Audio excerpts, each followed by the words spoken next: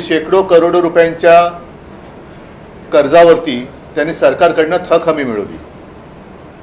आम्ही जी मागणी करतोय ती या गोरगरीब शेतकऱ्यांसाठी करतोय, ज्या शेतकऱ्यांना त्यांची जमीन गहाण टाकावी लागते, बैलजोडी गहाण टाकावी लागते, कधी कधी पत्नीचं मंगळसूत्र सुद्धा गहाण टाकावं लागतं, कारण काहीतरी गहाण टाकल्याशिवाय त्यांना कर्ज मिळत नाही। त्यांच्या कर्जाची हमी सरकार कधी घेतच नाही।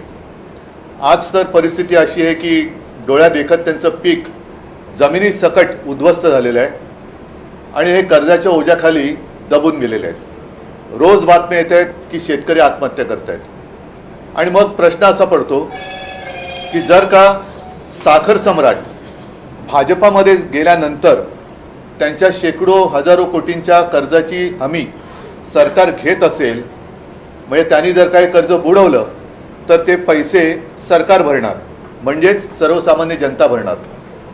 तर ह्या साध्या शेतकऱ्यांनी सुद्धा भारतीय जनता पक्षामध्ये येण्याची वाट भाजप प्रणित सरकार बघतंय का, की सगळे शेतकरी भाजपात आले तर मग आम्ही तुमचं कर्ज माफ करू?